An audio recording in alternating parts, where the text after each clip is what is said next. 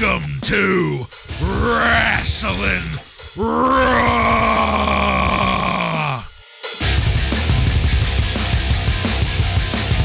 All right, you're listening to Wrasslin Raw, the podcast that takes you back to when Raw became war and Attitude ruled. Thank you for joining us. You're here with Ryan Arico. Go have another beer, pal.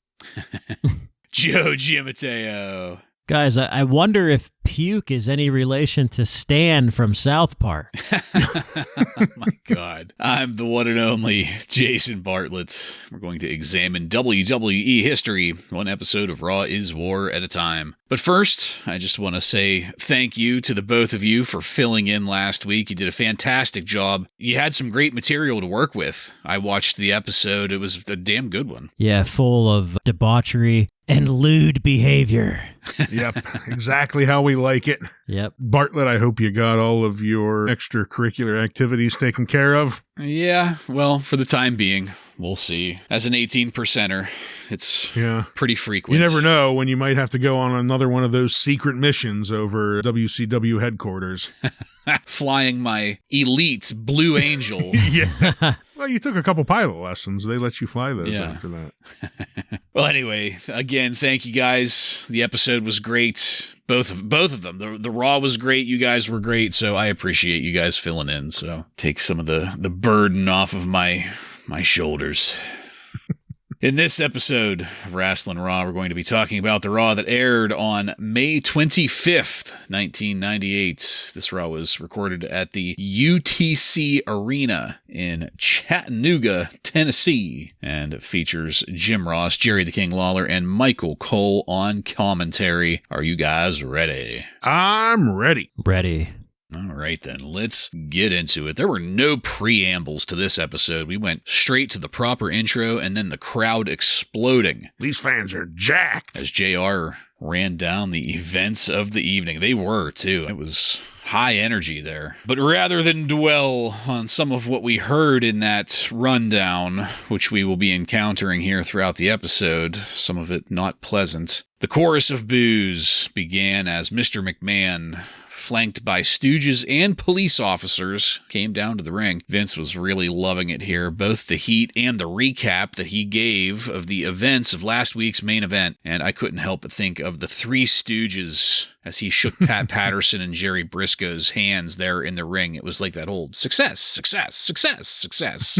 Everybody shaking hands. I'd like to see them do some more slapstick, though. Yeah. I did think it was a little weak, though, that Vince pretty much repeated that fantastic promo that Corporate Dude gave us, almost line for line, emphasizing each conspirator's role in the upcoming demise of Stone Cold Steve Austin. But, of course, the glass broke so that Austin could come down and work the corners before offering a rebuttal to what Vince was saying. I loved it when Pat Patterson crowded Austin and Austin shoved him and said, "Step back, jackass." Might have been trying to grab his pecker. No. But the twist here is that when Vince was gloating about last week's sneak-in assault from the crowd, Vince was technically admitting to an actual assault that Stone Cold then used to request that those police officers arrest Vince McMahon. And they did, quite dramatically, I might add, to the absolute pleasure of the crowd. They're hurting him. Vince really sold it, too. He was grimacing in pain and disgust. When Patterson and Briscoe tried to intervene, Austin suggested that might be obstruction of justice. And Patterson and Briscoe got the cuffs, too. The icing on the cake here was Austin dumping a beer on Vince before the police escorted the group out. We broke to commercial and came back to a recap, and that's where the opening segment ended. So I was laughing at this because, it could be argued that Stone Cold assaulted Vince, Pat, and Jerry in various forms. He absolutely did. In the presence of the police officers, especially when Austin just kicked the handcuffed Vince in the head while Vince was rolling out of the ring. That was my favorite part. But hey, man, whatever. It's great to see a little comeuppance landing on Vince and the Stooges, so I'm hooked. I'm sticking around to see where this goes. Ryan, what'd you think of how we kicked it off tonight? Well, it's like we've kicked off Raw for the last month, and it's still perfect. McMahon and Stooges come down here, lay out a challenge to Stone Cold, and Stone Cold answers it. Comes out. I was swerved by the assault charges that he brings up against McMahon, and I thought Vince gave probably his most Mr. McMahon face yet when he was just screaming in the cuffs. It was absolutely beautiful. I couldn't help but laugh when Stone Cold was flat out assaulting him. Kicked him in the stomach, slapped the back of his head, shoe shined him like 3 or 4 times, but that's not assault. I guess the only way you could be charged with assault is if you actually say the words, "I assaulted them." That's the only thing that holds up in court. But everything about this was great, and the crowd went absolutely crazy at the sight of McMahon flipping out in the handcuffs. This was one of the better visuals we've got out of him, and I loved every moment of it. Yeah, basically, someone's going to get arrested every week, I think, on Raw. These cops are obviously crooked and being paid off by Stone Cold Steve Austin, and you'd love to see that. I'm not a lawyer either, but wouldn't you call that obstruction of justice? I loved that line from Steve Austin and pouring the beer on McMahon. Vince's facial expressions are just legendary. It's always great. It's been a lot of fun reliving this, rewatching all of this, because I remember general angles and storylines, but I don't remember all the details here that we're seeing week after week. So it's been a lot of fun. Just rewatch all of this again between Vince and Steve Austin. Yeah, agreed. It's so neat to see the different steps that they take through their relationship.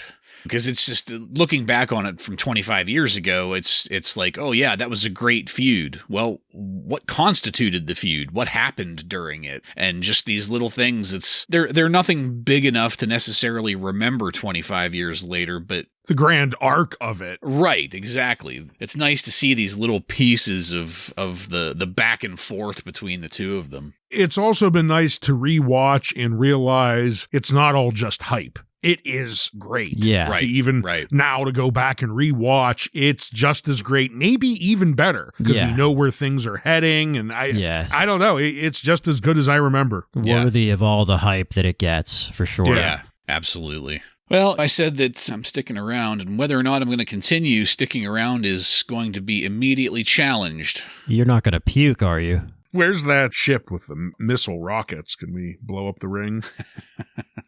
I need that sound. You're not going to puke too, are you? We'll see if I'll stick around through our first match of the night. LOD2000 with Darren Drozdov, a.k.a. Puke, defeats the DOA by pinfall in 4 minutes and 5 seconds in a 6-man tag team match. The LOD are still looking ridiculous. Chains still looks like a Pantene commercial. And Hawk unceremoniously introduced Puke, who promptly came down and tried to puke on one of the motorcycles. So, I loved that. That was pretty entertaining. Yeah. He's gonna puke! You should get that sound.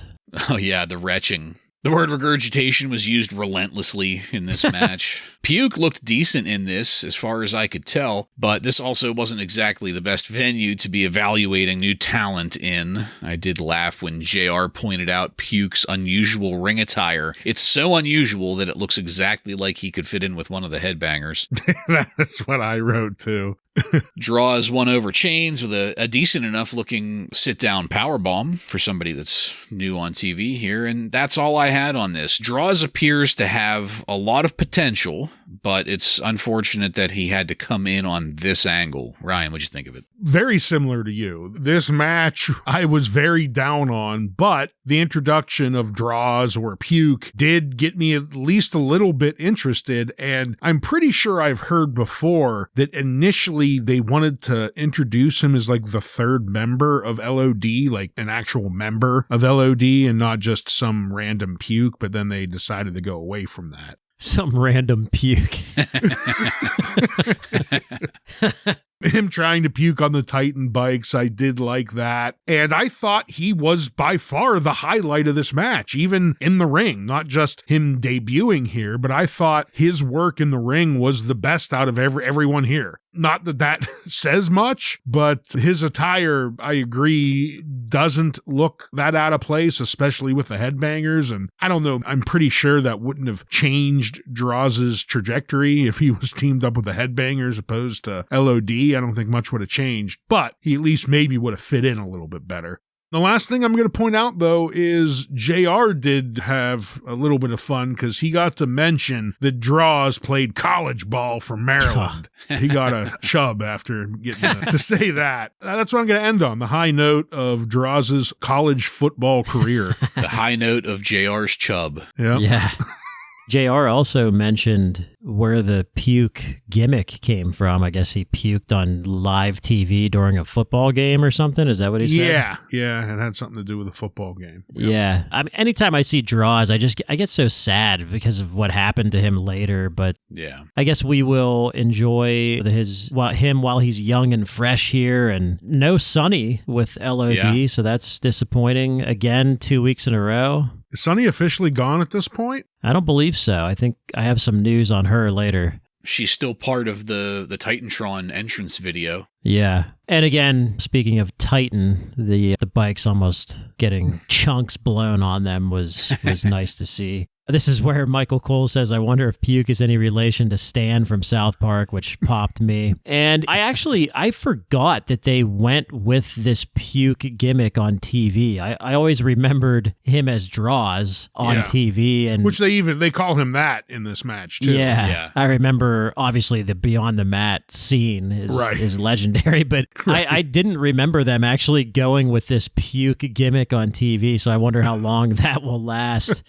And I have to say as well that I think that Draws is a nice addition here. He adds some youth and draws my attention away from LOD and DOA a little bit. So it was nice to see. I'm not sure if that's going to last, but it was nice to see to draw my attention away from those other clowns that are in there.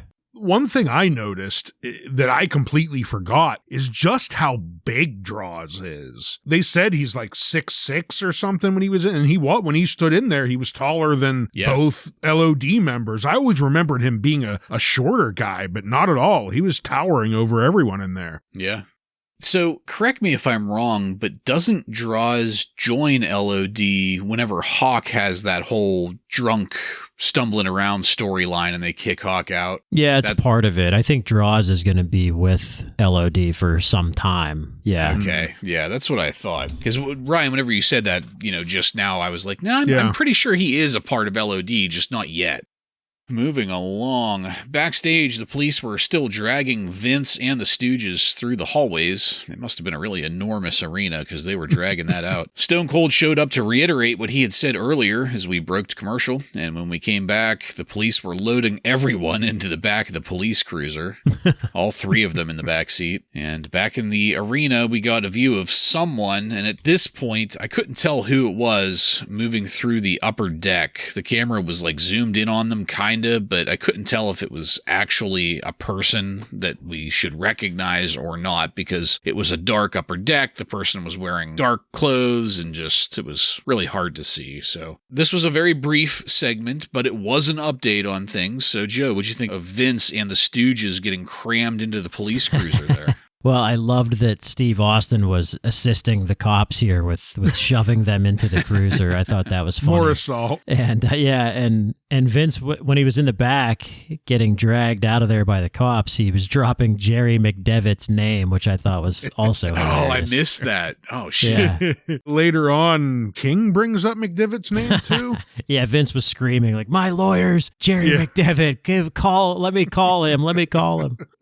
This is just a great addition to this. Every week we have a episode-long story, and this is clearly the one we're following here. My favorite part was Vince screaming at the cops, "You can't arrest me. I'm Vince McMahon, damn it." All right, let's move now to our next match. Dan Severn defeats Owen Hart by disqualification in 3 minutes and 15 seconds. My first thought was, I hope to God Owen does not try to bite Dan Severn's ear off. Because, like, if he tries and then Severn doesn't immediately murder Owen, like, everybody is going to look bad here. So once things got going, or before things got going, Dan Severn sounds like he's got some new entrance music. Nice little metal riff there. It fits. I loved it. And I still love the no-nonsense look of the Beast as he's coming out. I fucking loved the opening series, too. 3 fireman's carries ending in an armbar. Everybody worked perfectly through that, and that just kept going. Jesus, that takedown from Owen's attempted kicks. I loved it. Right before Severn got the submission from Owen, though, the Nation ran in. That's what drew the disqualification. And after a dogpile, they stretched the Beast out in the ring for Mark Henry to splash Severn twice. Officials flooded the ring, and we quickly moved away from that match. So this was short, like I said, 3 minutes, 15 seconds, but I fucking loved this match. This was entertaining wrestling to me. It's mostly technical. There were some interesting grapples and exchanges in between high impact bumps, and I was popping so hard for this match. It made me realize that, like, in basically every modern wrestling game, video game I've ever owned, whenever I create a custom character, I always give him a moveset that is basically combining Owen Hart, Dan Severn, and Ken Shamrock. The combination of suplexes, insecurities, kicks, and submission holds, I'm pretty much creating these guys every time. It just goes to show how much stuff like this, matches like this, sunk into me and still stick with me to this day. Oh, and by the way, no ear biting happened in this match, so that was an overall bonus. Joe, what'd you think of this match? Well, I hate wrestling. I like sports entertainment, so I didn't like this. There were too many Greco-Roman throws for me. In seriousness, though, like, heel Owen Hart is always better, and that's what he's doing right now, which is enjoyable, especially without the ear biting. But Dan Severn, he works like a heel, but I guess he's now a baby face, and it doesn't work for me, brother. I think that there's still some confusion as to what they're doing with Dan Severn, but obviously they're going to get him into some sort of angle with the Nation, probably Mark Henry, by the way things went here. But yeah, this was short, and with the run-in, I didn't really have many notes on this. I would agree that I'm not sure I completely understand what they're trying to do with Dan Severn yet, but I did think this was a very solid match. I thought him and Owen put on a good show with each other. And Bartlett, you picked out that one point where Owen was kicking Dan to the midsection, and Dan just kind of grabs his leg and then grabs him by the throat and slams him down. It was just a really cool, brutal looking move. And that was the in-ring story being told here. Owen would, get the upper hand using his pro wrestling prowess and a little bit of cheating, and Dan would get the momentum back using his raw strength up until the Nation came in and caused the early DQ, which we assumed was going to happen when Owen came out here with no one, when he came out alone. They then tried to Pillmanize Severn's leg, but the officials came in and stopped that before it could happen, so I guess no broken leg there. I don't know if he is going to take on Owen again soon, but I just recently saw a shoot interview with Dan Severn talking about a match with Owen where he claims Owen basically did the exact same thing that he did to Steve, but he was lucky enough that he didn't have his neck broke. Oh. It was a pile driver. They showed it in the thing. He talked about how he threatened to kill Owen backstage after if he ever did it again, but that clearly wasn't this match because Owen did no pile driver. Right. So that wasn't here, but it'll be interesting to see when we get there, when it happens. But yeah, Dan said he almost had his neck broken by Owen, and him and Austin have apparently talked about it as well. Wow. Yeah, news to me on that one. Whenever he was giving the interview, did he talk like this? He almost broke my freaking neck. So I get what you guys are saying about the direction of Dan Severn here, and I think in this case, he's only a babyface because he is up against Owen Hart, but they haven't done anything else to establish him as a babyface, so... I think for me, I think the problem with Dan Severn to most of the fans, I think, is that he's got this old-timey fighter look to him, almost like an old-timey wrestler. Yeah. And I think it's just not resonating with the fan base. We want to see the roided out freaks like Ken Shamrock that come out here and snap. Yeah. I agree with that 100%. He does not have that look. I'm probably just going to have to chalk this up to being an 18%er because I fucking love Dan Severn in this. I thought this was a fantastic match. So definitely not sports entertainment, though, like you were saying, Joe. This is wrestling, not sports entertainment. So it sticks out like a sore thumb a little bit. All right, let's see. Back in the parking lot area, Vince and the Stooges were still marinating in that police cruiser. I wasn't sure why they hadn't left yet. It was just sitting there. We got another Edge vignette. That was great. Then the Jackyl came out with Crackhead Bob and Hank the Angry Drunken Dwarf. Jeez. So I was really trying to reserve judgment on this until it was concluded because I wanted to just automatically hate it because of the Jackyl, obviously. Yeah. That's a rational response anybody would have. But between the exploitation of the people in the ring and the Jackyl, I came really close to fast forwarding this. The Jackyl went on to introduce the Gallery of the Grotesque, is what he called it here. In the match itself, I'm going to call it the Oddities just because it's going to be simpler that way moving forward. But the Gallery of the Grotesque here was Princess Luna, Golga, and then a big giant guy who is not the Kurgan. Some huge-ass motherfucker. Yeah. Looked like he just did not know where he was or who he was. He was just wandering around there, staring off into space. But thank God not the Kurgan. Jackyl started to introduce him, but then he just completely changed direction mid-sentence and did not say his name. Neither did commentary either, so I don't think anybody knew what this guy's name was.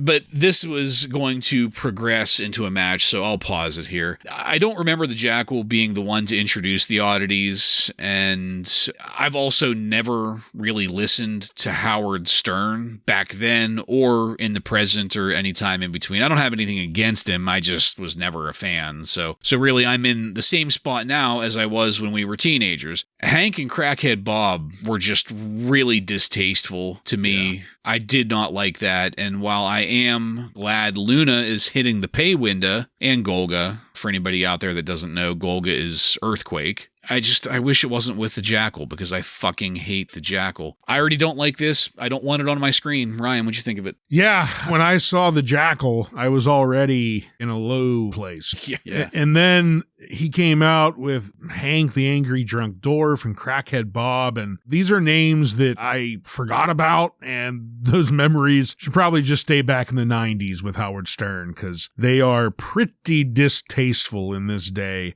I thought it was a little bit ironic that Jackyl is complaining about the world exploiting these two while they completely exploit these two. Yeah. Again, like you, I was happy that Princess Luna hit the pay window and got to come out, and I'm happy that we're going to have the Oddities now. Toot my own horn. I said last week that I thought they were coming anytime soon, and I was right. The next week, here they are. But having the Jackyl here and having these two poor souls from the Howard Stern show was pretty distasteful. Yeah, I will go back a little bit too. I did enjoy seeing Vince McMahon screaming in the back of that squad car. And I enjoyed the Edge video again. Those videos are really good. So with the Jackyl, much like Vince Russo, I am a big Howard Stern fan, which is obviously why these guys were on there. I'm sure Vince Russo was behind this. I'm surprised they wouldn't do this in New York, but they're in Tennessee, so that was a little confusing to me. Hank and Bob, may they both rest in peace. They are no longer with us, but they were always entertaining on the radio back then. But yeah, certainly a product of its time. Yeah. Hank would not stop saying fuck on the microphone, which did pop me. I did like that. Jackyl had to pull the mic away. You didn't hear anything. It was just a bunch of bleeps. Yes. And these guys were on Howard at a time where he was still on terrestrial radio, so Hank would do that on the radio too, and Howard would have to cut his mic off, and that was the angle there. But much like Howard, I have evolved since 1998, and yeah, this is pretty bad to watch now. But yeah, we get the Oddities. And I'm not sure how I feel about that. And I'm not sure how I feel about Luna being in this new group, but at least she's not feuding with Sable anymore. So that's a positive. Right. I can't remember, we were talking about this off air before we started recording. I really can't remember the timeline of the Oddities and what happens when, but these guys, the guys from Howard Stern, they're not always with the Oddities, right? No. Was that it? Did they go away pretty quickly, or? I think this is a once-off thing. Oh. Okay. Mm-hmm. Okay. Yeah. Yeah, I think they were just here for him to introduce the Oddities. Okay. Yeah, I remember Beetlejuice being on WCW with Jeff Jarrett. Yeah. I didn't remember this. I didn't remember Bob and Hank being on here. Okay. Well, as I said, that whole thing there led into our next match. Golga with the Oddities defeats Thrasher with Mosh by pinfall in 2 minutes and 55 seconds. Upon further research, that large man that was in the ring with everybody that was part of the Oddities, his name is Paul Silva. At least that's what my research showed. And that's what they're going to call him? I have no idea. That's what he was billed as in the website that I used to look up matches and everything. So. Seems like a pretty lame name for a giant. Yeah, I don't know. You have people like Golga and Princess Luna and then Bill Schneider. Why not just the Giant? Yeah. Big Paul. Yeah, I don't know. It's probably why they didn't even try in the ring, so... And again, just for the record, they never specifically called this stable the Oddities during this match, before or during, but I'm going there. And then the Jackyl joined commentary, so low light, and that's all I have. I fucking hated this. Ryan, what'd you have on it? I wasn't a huge fan. Golga's gimmick is, I guess he's dirty. That was the main thing we learned. Some lumps under the mask, too. Yeah, then the Jackyl and JR talk about some lumps under the mask that you can see there. JR blatantly says that he thinks this whole segment in general that he directs towards the Jackyl is exploiting these Oddities. He comes out and says it, and he's right. But JR doesn't really help much. He kind of lays into Hank. I don't know if Hank was poking him or something during commentary, but he really lashes out at Hank, makes fun of him a few times. Does so with Crackhead Bob, too. They try and get Bob to talk on the mic a little bit. That didn't work out so well. But the match here, this was just to put over our new Oddities faction here, and Thrasher was here to job out like him and Mosh have been for years now, it seems. They were Jobber of the Week together like 3 years ago, I think it was now, or what were they? The Scorpions or the Spiders? Yeah. But just like Scorpio last week, the Headbangers are here to just lose. That's it. Outside of Jackyl getting on the mic and ruining everything, this was a head scratcher of a debut. I don't know. I guess we'll see where things go with them. Yeah, it just seems like a traveling freak show, circus type of thing, like old-timey thing that's just, I don't know, not working right now. But I gotta say, for Golga, for what it is, I think it's actually cool looking. Like, it's almost like it's made to be a comedy act, and not serious. But he sort of has like a Leatherface look to him, where like maybe this guy's like some lunatic murderer. We don't know. We don't know anything about him. So the way that Golga is presented, I think it's okay. But John Tenta has definitely lost a lot of weight too. He looks rather thin compared to when he was Earthquake and even in WCW. What was he, like, Fish Man or the something? The Shark. The Fish Man. Hey, I was in the ballpark. Yeah. But yeah, you can definitely tell that JR hates this. He hates all of this. He hates Jackyl and the Whack Pack joining commentary. He hates what's going on in the ring. Like he hates drunk, angry Hank. Right. He's not liking it, and that's not helping any of this and not helping sell any of this to the viewer. Yeah. Yeah. And to his credit, JR has never liked the Jackyl. It has always been crystal clear that he can't fucking stand the Jackyl. And it's one of the many reasons I love JR. What happened? We were told that the Jackyl's commentary privileges were revoked months ago. What happened to that? Who knows? Just flat out lies. Yeah. Pretend it never happened. That was Michael Cole that said that. Son of a bitch. The fuck does he know? He also says that Vader's in the best shape of his life, so.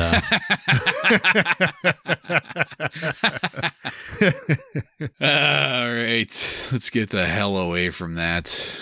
So next up, we got another view of that person that was skulking around in the upper deck. This time it was clearly Al Snow in a black cowboy hat and wearing a red bandana around his face. The giveaway was the mannequin head that he was carrying around. So then back in the parking garage, that cruiser still hadn't left yet, but Austin was there taunting Vince through the rear door window. I thought that was great, like a sadistic kid tapping on the glass of an aquarium. Got a Super Soaker rewind to last week when Paul Bearer got beaten after revealing that he is Kane's father. And that was really it. Nothing new in this short segment, so we can circle back to it if needed after our next match.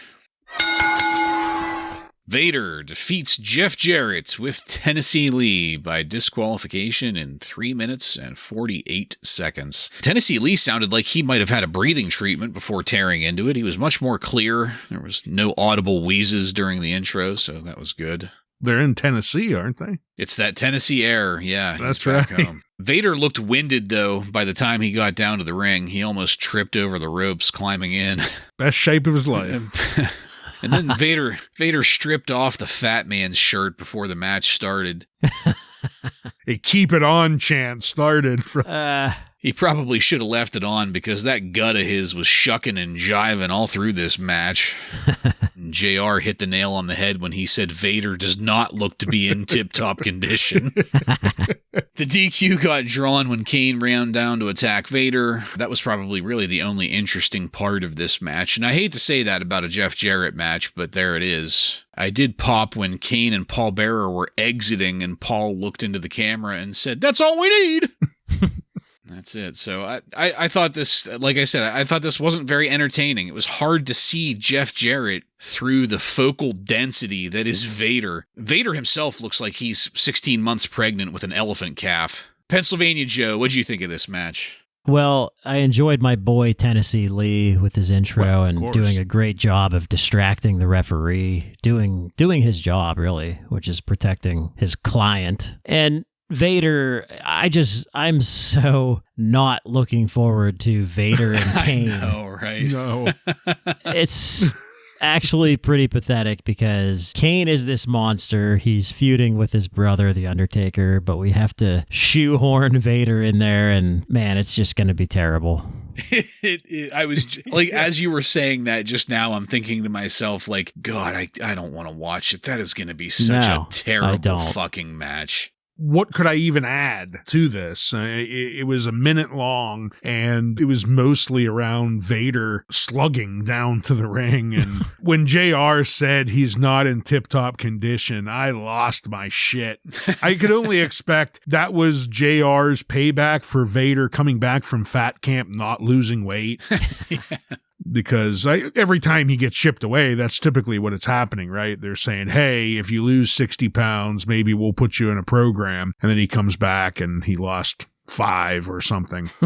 Outside of seeing Tennessee Lee, Double J's effort in the ring was pretty strong too. Unfortunately, he's in there with Vader. The saving grace was having Kane and Paul Bearer come out just because it stopped the match and we got to see someone other than Vader. So this was definitely a miss and did absolutely nothing to make me any more interested in Vader versus Kane. Yeah. But they're going to be unmasked. One of them is going to be unmasked. Oh, now I'm looking forward to it. So when Vader loses, he'll take his mask off just like he did, a couple matches ago. Yeah. Yeah. And we'll be able to see the face caved in from that wrench. that wrench-shaped dent in his ocular. Yeah. All right. Back in the parking area again. The police had removed Vince and the Stooges from the back seat. Vince was forced into an apology there to Austin, and after Austin accepted the apology, Vince and company were released from their cuffs. Because that's all it takes, folks. That's right. Just apologize and they'll let you go. The seething anger on Vince McMahon's face is what closed out the first hour. He's still wet from the beer. Yeah. And sweat. And sweat. That's what I liked to imagine. I knew it was the beer, but I liked to imagine that they were just hotboxing it in there with all of Vince's protein steroid farts. Sitting, marinating in that car for like an hour. The introduction of Jerry Lawler on commentary is what kicked off the second hour. And then Vince and the Stooges were on their way down to the ring. And honestly, I was happy about that because, like, I was assuming that they would be sitting in that parked car in the parking garage for, like, the entire episode. So I was glad that they got let go halfway through to keep things moving and freshen up this episode story a little bit. And Vince, once he got there, he rolled into a hell of a promo, with the end result that Vince decided to pit Austin against The Undertaker in the main event tonight. That was followed by another vignette of D-Generation X performing some kind of offensive operation that included flying a plane. In this first one, the content of their discussion was entertaining, but I don't remember this. I don't know where it's going to be going, and we will get another update later on. But back in the arena, Al Snow jumped the rail and accosted the King there at the commentary table. Al wanted to talk to Vince McMahon and repeatedly said so until security showed up to remove him. So our story tonight progresses. We're going to get Austin versus The Undertaker. DX has been up to some more wacky hijinks, and Al Snow continues to seek the audience with Vince McMahon. Joe, what'd you think of this mid-match segment? Well, with Mr. McMahon and his stooges making their way back to the ring, this is just perfect example of understanding how to perform in front of a crowd. All he does is he recaps what Austin did to him. Yeah. Slowly, and this crowd just is go nuts. Just eating it up, yeah. Then says Austin has to take on The Undertaker, playa, tonight. Yeah. And the crowd explodes. They explode again. Like, it's just a perfect example of just what a great performer Vince McMahon is in front of a crowd. And Operation DX, this was very strange to me. And Chyna looks really hot here. She's looking great. But outside of that, like, what the hell is this? Triple H says he's on a very dangerous mission and that he's going to fly a plane somewhere.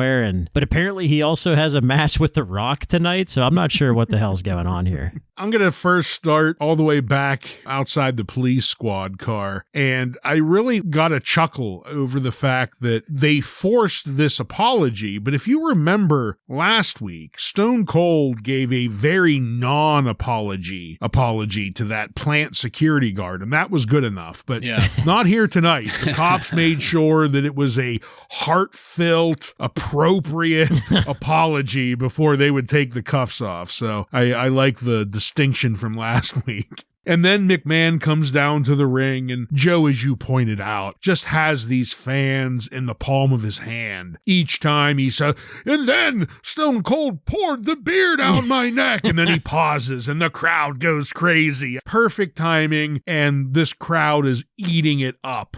When he dropped the Teddy Long meme that you're going to have a match against The Undertaker. And I'm thinking to myself, geez, a Stone Cold versus The Undertaker week before. You wonder what shenanigans are going to happen, but that seemed exciting. That's a pretty cool thing. That's keeping me sticking around to the end because that's something I want to see. The DX spot here with you guys in the fact that I'm not sure I remember this at all, but it was comical enough, especially right at the beginning.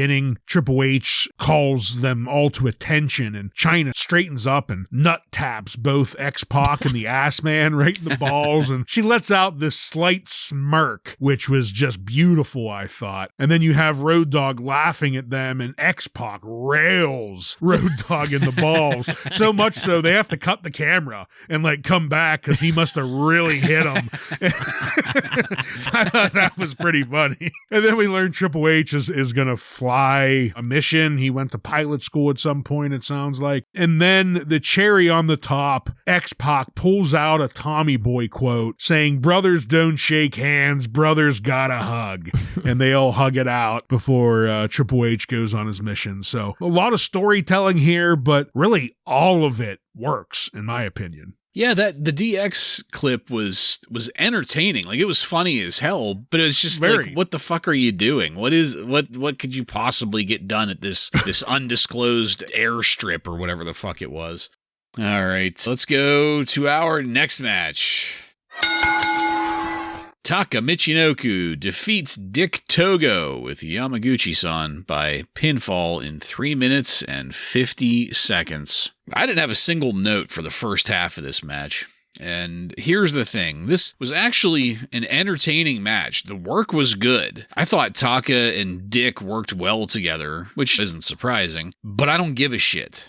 I didn't give a shit at the start. I didn't give a shit at the end when Taka tried attacking Yamaguchi-san and then the full Kaientai stable jumped Taka. So that's it.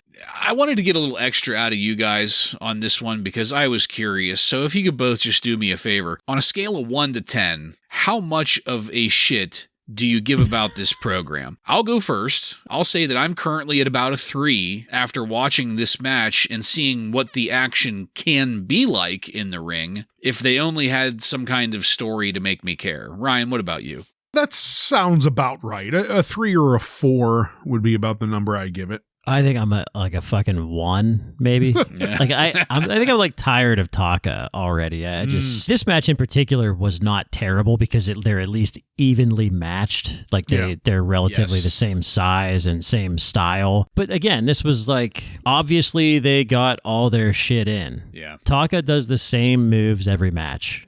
Yeah, no, I couldn't disagree with that. The only thing that I thought is these two guys clearly have worked together. Yeah. Because it was a spot fest, no doubt, but it was a well-timed spot fest. Yes. Unlike some of those luchadora matches he had where it was clear these guys didn't ever work together and the timing was just off, at least the timing was on here and these guys knew what to do with each other in the ring.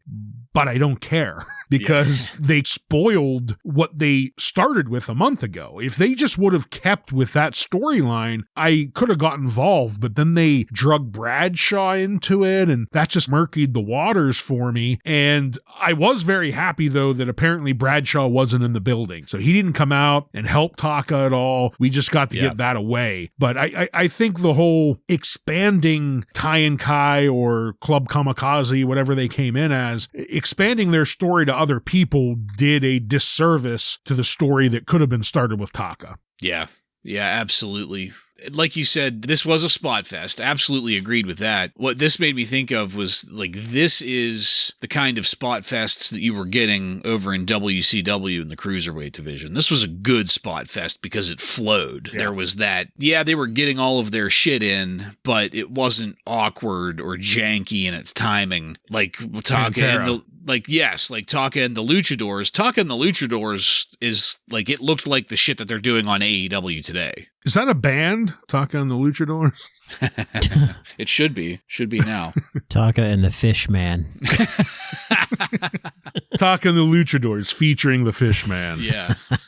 Fishbone? You'd start off WrestleMania. Remember that? Yeah, like I said, I was just curious because they're not doing anything for us here to get us invested in this. It's almost like it's Joe, what do you call it? The match, the popcorn match that you talk about. I go completely flaccid every time a Taka match comes up. That stupid music, as soon as I hear it, yes. Yeah, like Buddy Landell's arms. I was glad to hear you guys got to use that last week. Very glad. Yeah, and I even blanked on his name. It's been so long. Hey, speaking of last week, next up was the Castrol GTX Slam of the Week, and it went back to Val Venus's money shot all over Scorpio. That was Val's debut match last week. Like, this was the one thing that I really wish I could have been part of the show last week because I thought that was a hell of a debut for a guy that was virtually unnknown. Yes, my highlight last week. Yeah. Loved it. I think we both liked it thoroughly. Yeah. Yeah, well, we would have been 3 for 3 on that because... money shots all around. Yeah. Yes, I will not allow Taka matches to not get me to the money shot. After that, we went back to that. Oh, that's what they were calling it, a clandestine airport location. That's what the graphic said. The clandestine airport location where DX was at. And once again, the banter, very entertaining. Road Dogg called Billy Gunn Rockabilly there at one point. I popped for that. It popped everyone. Yeah, I wonder if that was scripted or not. It almost didn't seemed seem like it like it. wasn't. No. Yeah. Yeah, it seemed impromptu. The only one that didn't pop was China. She kept a straight face like a professional through that. But there was nothing here that I would consider important or impactful. Right. So just real quick, Ryan, do you have anything you wanted to add about the brief segment that we got here? No, the only thing I wanted to mention was him calling the ass man Rockabilly. So you covered it. Yeah, that was pretty funny, and that was obviously the highlight of it. Yeah. All right, so we kept going to our next match. Farouk defeats Mark Marrow with Sable by pinfall in 2 minutes and 30 seconds. So I don't care for this contract thing that they're doing. The sooner they get done with that, the better. Although I did pop at Marrow holding up a contract for the camera that was just a bunch of fine print except for the words contract, Sable, Mark Marrow in like 72-point font. So we could at home could tell what it was. Got the point across. And that's all I had on the match. This was just Sable bitching at Mark and causing him to lose. Farouk looked all right, but the camera was focused on Sable just as much as it was the match. Afterwards, Marrow got on a microphone and issued a challenge for the upcoming pay-per-view. Sable can pick whoever she wants to represent her, and if that person wins, Marrow will tear up the contract. But if Marrow wins, Sable has to leave the WWF. Joe, what did you think of these newest developments in the downward spiral that is Mark Marrow's career? Well, I like what happened after the match. I think that now maybe I'm somewhat interested now that there are some stakes on the line here. And I think I know who it's going to be. Ryan, you may have hinted at it a few weeks ago, but I'm not gonna give it away. I have a strong feeling on who Sable is going to choose as her wrestler to face Mark Marrow.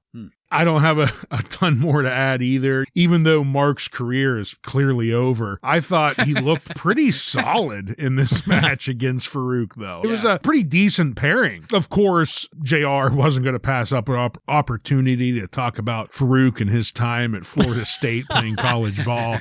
He's just all over that college football tonight. But the main focus of this match, I completely agree, was on Sable, unfortunately. She screams, she does her banshee scream, so that's been a pretty common theme the last couple weeks. Distracts some people. Mark loses. Farouk picks up the victory because of Sable yet again. But I do agree with you, Joe, that I am glad maybe there's an end in sight now that we're talking about a match that's either the contract is over or Sable leaves. I have to think that things will be over after the pay-per-view. So fingers crossed on that one. Yeah, I'm really curious to see what's going to happen with that. I have an inkling just because in preparation for things, I had to look ahead, but I didn't get in depth in it. So I'm looking forward to being entertained and surprised whenever we cover the pay-per-view. Next up, we got another one of those tribute videos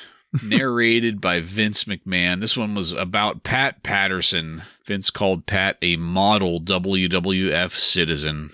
And this was the point where I was going to ask you, Ryan, to get that clip of Tony Atlas from the Vince McMahon documentary. I really thought of that when Patterson, one of his promos, he started talking about squashing apples in his hands. And I was thinking about poor Tony Atlas. Oh, boy. Getting his pecker squished. Jeez. That was followed by a really poorly done video of Triple H supposedly skywriting. This is the climax of this whole DX thing. He's a Blue Angel. Yeah, they were above a venue that was hosting a WCW event. Try was supposedly flying one of the United States Air Force's most elite aircraft, Blue Angel FA-18 Hornet, and we quickly got the hell away from that. But before we move on to the upcoming thing with Triple H, and The Rock, I wanted to hear what you guys thought about not just the Pat Patterson video, but also like this DX stuff, because since we had that first fantastic DX assault on WCW, we've gotten repeats of it. We've gotten variations of it, and they've just gotten progressively weaker and weaker. And now this skywriting bullshit and the stuff that he was writing, because there was like 5 or 6 different messages that he quote unquote sky wrote into the sky above this WCW venue. Before he bombed it. He did drop a bomb on it. It really took me back to Billionaire Ted. Like, just this dumb, pointless content made out of pure pettiness. Joe, do you think I'm maybe wrong in that or what? No, I'm not going to spend too much time on it because I hated it, but this flying gimmick is so fucking terrible. And they're doing a lot of stuff off-site. They're doing a lot of pre-recorded stuff, obviously. So who knows how much they fucking put in the can that we're going to still see over the next few weeks. But oh, God. I would rather see DX in front of the crowd, in front of the live crowd, in the ring. Like, that's where they are entertaining, even though the first parts of that WCW invasion thing were good, but they're just overdoing it now at this point. I don't have much to add about the Patterson video. This was great, just like the Briscoe one we got a week or two ago. It just needed him to dedicate his entire life and thank Mr. McMahon at the end. I would not be breathing today if it wasn't for Mr. McMahon. But the DX secret mission, I agree wholeheartedly with you guys. This was a miss. They had that 1 week ago, that first iconic one, and every week since they've tried to do a similar segment, and it's been diminishing returns each time. That first one was great. Each one just gets a little more tiresome and a little bit more lame. This one, the superimposed wording, I don't know how many stupid quotes you put up there, but one of them was just his match, Hunter versus The Rock. Why would you put that up in the sky? This is just them trying to strike fire again, like they did with that first one, and it's just not going to happen like the original one, and they should drop it. They should go back to just not talking about WCW, period. Like I said, that first one was good. Yeah. But when you do it every week, now you seem like a bitter ex. Yes. Very, very good comparison. All right, let's move it along then to our next match. The Rock with Mark Henry versus Triple H with Chyna ends in a double countout in 10 minutes and 50 seconds. They must have had a landing strip outside of the UTC arena for Try to pull on in there. So we're really getting a preview of times to come tonight, man. The Rock versus Triple H. We're going to have Austin versus Undertaker. I was really excited for this. The Rock showed up early to cut a promo, and I thought it was great. The Rock criticized Triple H's obsession with a certain part of his anatomy. Tom. Triple H came out, and once I was done seizing on the floor, the match got going.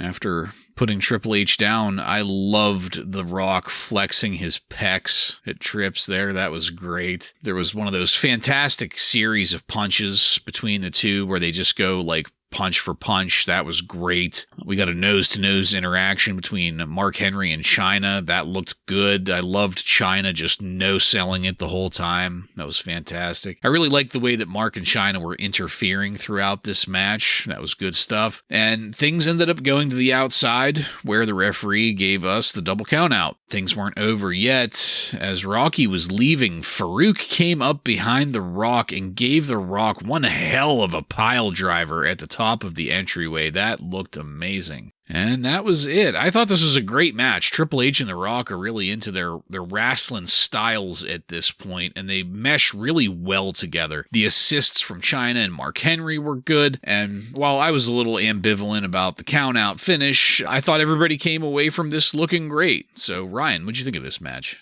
I totally agree. Looking at the two names attached, it's no surprise that it turned out as good as it did. But very, very entertaining match. Something I laughed at the beginning was The Rock gets on the mic before the match starts and says that he doesn't have any comment about this new drug Viagra because he has no need for it. But the thing I thought about was he would have no way of knowing that now, 25 years later, every wrestling podcast out there would be promoting Blue Chew as one of their sponsors. Well, except for us. But Yeah, right. hey, Blue Chew, give us a call. We'll push you.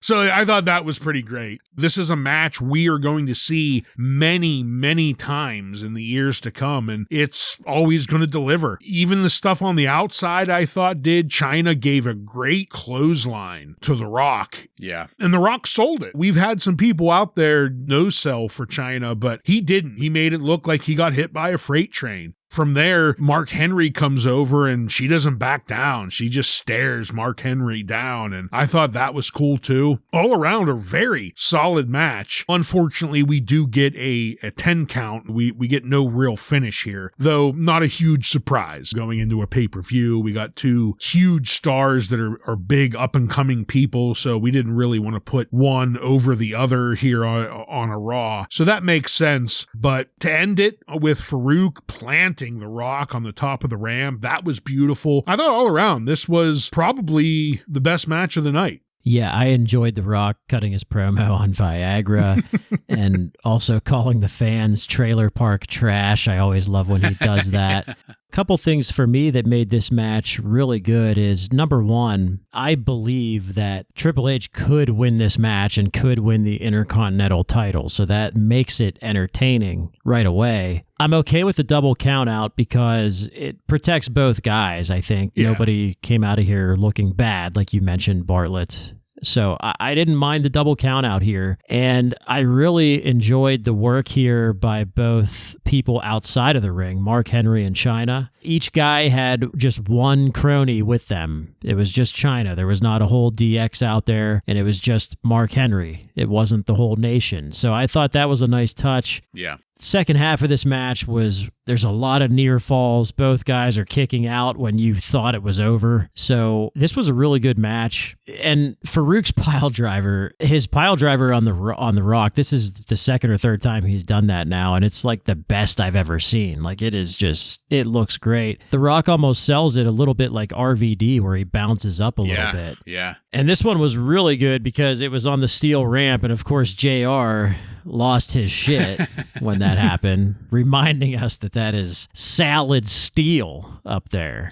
So that helped sell it even more, and it was really entertaining. Yeah. Yep. Absolutely agreed. I loved that match, and it was a pretty quick movement away from that to get to Vince McMahon coming down to the ring, announcing that he was going to be the special guest referee for this Austin Undertaker match. He came out looking like the crooked fucking zebra he is in the painted on ref's jersey. He's got some big old pipe bombs there, doesn't he?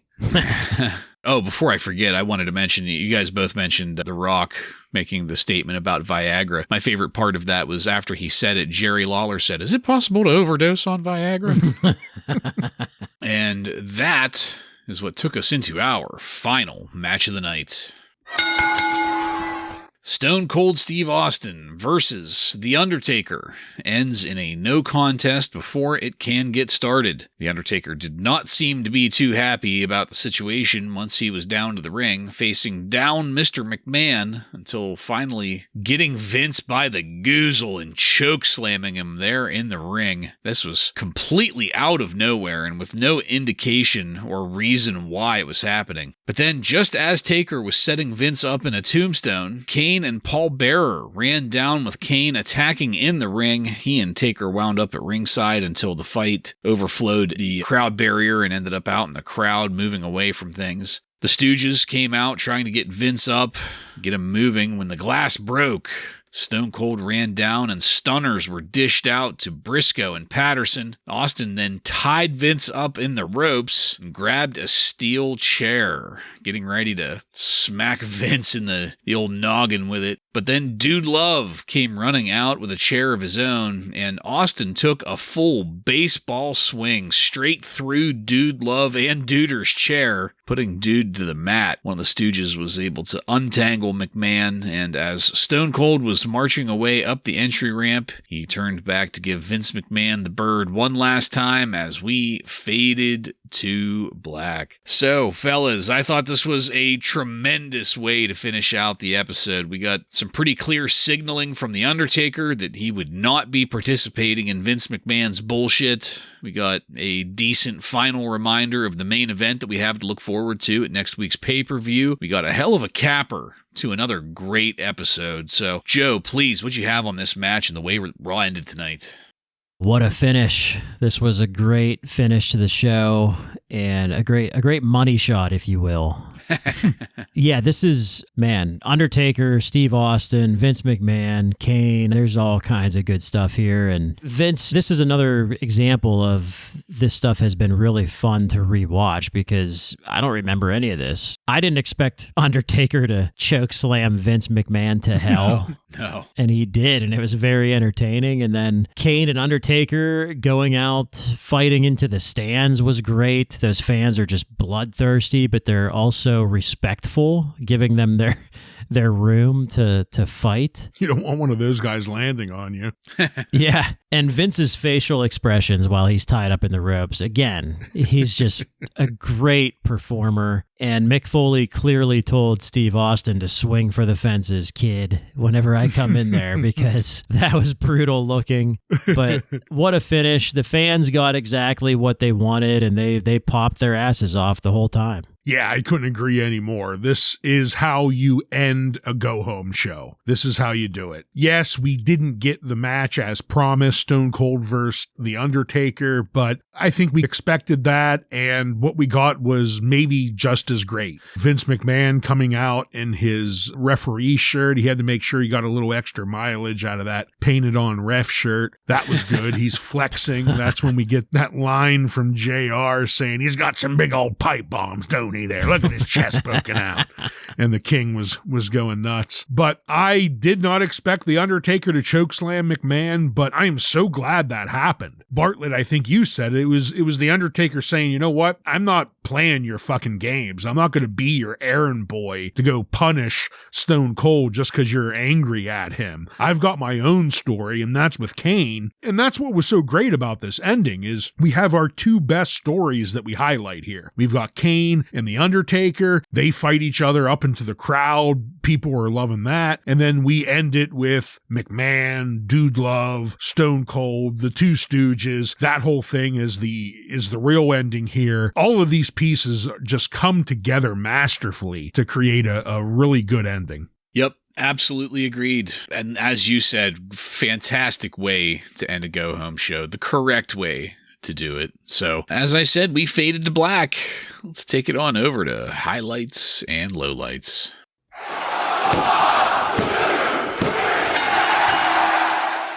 Ryan, why don't you take that? For a highlight, of course, I could go with this McMahon Stone Cold stuff. It's automatic at this point, so I don't think I am. I'm just going to say that's an automatic highlight. My real highlight, though, I'm going to go with The Rock versus Triple H. I thought that 10-minute match really delivered and was probably, especially match-wise, one of the most entertaining points of the night. The low light is learning that the Jackyl is still alive and well. His commentary privileges have not been revoked. He is my low light. For me, I'll start with my low light. This was Triple H flying gimmick that they did. I think that I feel like what they're doing there is similar to the McMahon Austin angle where it's like, hey, this is working, so we need to do something with this every week. Yeah. And I feel like they're thinking that way with DX and their pre-recorded videos, but I think they're not as exciting now. So hopefully those will change or come to an end. We'll see what happens there. But my highlight is the end of the show, and I'm going to cheat a little bit and actually say The Rock versus Triple H match and everything that happened after it. I thought was just a really strong finish to a classic Attitude Era episode of Raw. You have The Rock, Triple H, Undertaker, Steve Austin, Vince McMahon, Kane. You don't even have to say any more than just say those names, and it's like, okay, this is going to be a great episode with a great finish. Yeah, I agree with everything you just said. That is not my highlight, but those are all reasons why it would have been if I didn't pick the highlight that I did. My highlight was Dan Severn versus Owen Hart. 18%er. Such a mark for Dan Severn. I fucking loved that match. And I'll be the first to admit, I don't think that every match should be like that, but I think just maybe one or two more of them. Start calling you Jim Cornette. No, well, I don't do whatever you want, but yeah, I loved it. I loved it. That is my kind of match. Low light though, the Jackyl and the Oddities. That whole thing was just a pile of shit, and I do not want it on my screen. Full stop. Awesome. Joseph, do you have any contemporary wrestling news from on and around May 25th, 1998 for us? I do. Dave Meltzer saying that wrestling news was pretty limited due to Memorial Day weekend around this time frame. So we'll have a little bit of fun with the news this week. Dave Meltzer gave a little preview of the end of the year awards halfway through the year. Wrestler of the Year, Dave notes that the battle here is for second place behind Steve Austin. Just gushing over Steve Austin and what he has done so far. He's saying that the WWF is having its hottest period in years, and it's largely been built around one man. Even in Hogan's peak, nobody ever had the television built so much around him, and WWF ratings have been on the ascent for the past 6 months. Feud of the year, obviously, Vince McMahon versus Steve Austin. I don't think anyone's ever going to beat that. Tag team of the year, Dave says New Age Outlaws for their charisma, but certainly not their work rate. I thought for sure it would have been DOA. Well, funny you mentioned that. Dave also says, and I quote, "And my God, they don't get any worse than LOD and DOA." Well, we agree with Dave with something. Yeah, with that said, Dave Meltzer picked LOD versus DOA as his worst feud of the year. Worst on interviews, Dave says again, I quote, "Have you noticed most of the bad ones have been weeded out from talking a lot? Where is Ahmed Johnson when you need an easy pick?" For worst on interviews. And worst gimmick, Dave says every version of change that Dustin Runnels has gone through.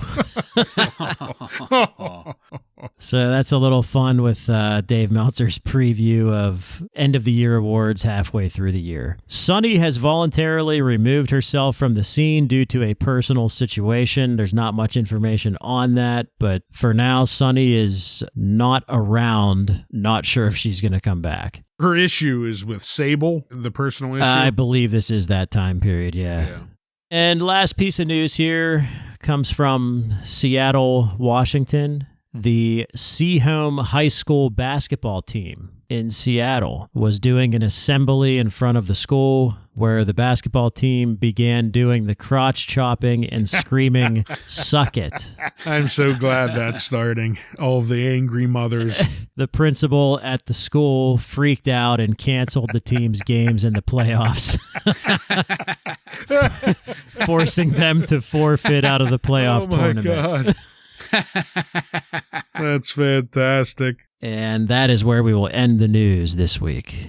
All right. Thank you, Joseph. Illuminating as always. I just wanted to throw in real quick. I know you guys mentioned it in last week's episode about Dustin Runnels and how Vince McMahon did end up responding despite what I said. Where was Dustin this week? Wouldn't it have been great to see Dustin being forced to work one of those unpaid matches? or I guess we're just forgetting about him now. Well, he does actually have a knee injury that he has to... Yeah, but still. Well, I'm going to make a prediction that maybe he'll get involved in the pay-per-view somehow.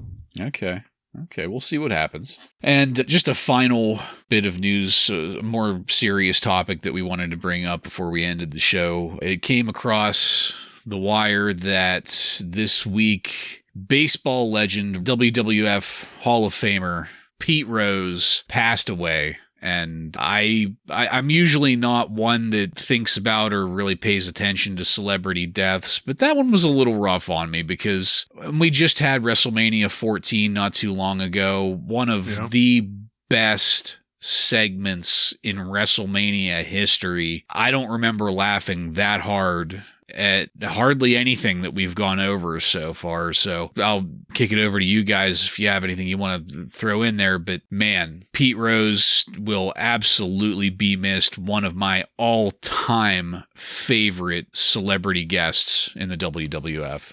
Yeah, absolutely. He'll be missed. And I mean, it was one of my highlights from our last WrestleMania, because how could it not be? The way he ripped into the Boston crowd. Kane coming out and sending him straight to hell. Just all of it worked. And he's a WWF Hall of Famer. He's been in the Hall of Fame for a while now. So sad, sad day to see Pete Rose go. May he rest in peace.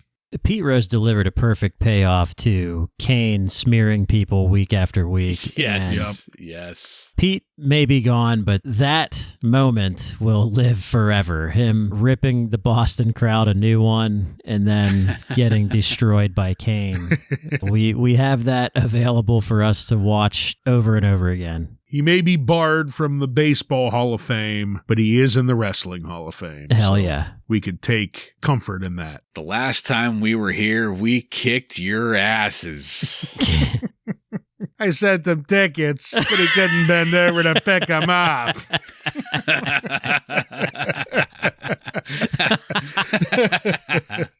Oh, Pete, you'll be missed. Yeah, yes. All right, well, that's it, folks. We are done with this one. I want to thank you again for joining us. If you like what we're doing here and want to connect with us, you can email us at WRASSLINRAW. Just add at gmail.com to the end of that to submit questions or comments. Check us out on social media and on every podcast subscription platform. While you're there, don't forget to follow and subscribe to get every episode of Wrasslin Raw coming to you every week. Give us a 5-star review and tell all of your friends to tune in to the most exhilarating Monday Night Raw review podcast on the airwaves. Next week on Wrasslin Raw, we are going to take a look at In Your House 22, Over the Edge. Yeah, they're still getting that In Your House designation. So that's going to be featuring matches with DOA, Bradshaw, and many more. So for Joe and Ryan, I'm Jason, and this has been Wrasslin Raw.